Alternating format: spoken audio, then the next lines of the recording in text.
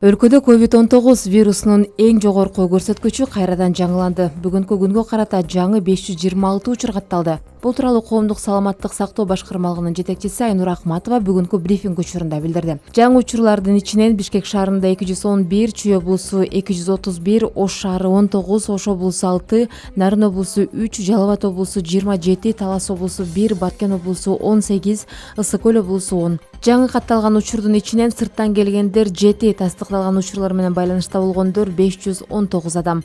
Муну менен республика боюнча аталган илдетти жуктургандардын жалпы саны 6261 адамга жетти.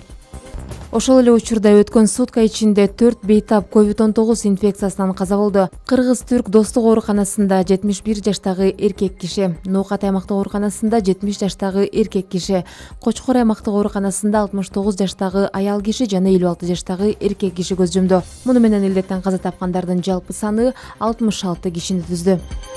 Мындан сырткары Ош шаарында коронавирустан дарыланып жаткан бейтап 3-кабаттан боюн таштап каза болгону да маалым болду. Бул тууралуу Ош шаардык милициясынан билдиришти. Кечээ 1-июль күнү Ош шаардык ооруканасында 29-июлдан бери коронавирус оорусу менен катуу ооруп дарыланып жаткан 34 жаштагы аял оорукананын 3-кабатынан боюн таштап жиберген. Алган оор жаракатынан улам ал окуя болгон жерде каза болгон. Учурда укук коргоо кызматкерлери, саламаттыкты сактоо кызматкерлери менен биргеликте бул окуяны иликтеп жатышат. Тиешелүү экспертизалар дайындалды. Ошол эле учурда аталган илдеттен айыгып чыккандар да жок эмес. Бир сутка ичинде 87 бейтап коронавирустан айыгып ооруканадан чыгарылды. Алардын ичинен Бишкек шаарында 17, Чүй облусу 15, Ош шаары 25, Ош облусу 3, Нарын облусу 5, Жалал Абад облусу 16, Талас облусу 6.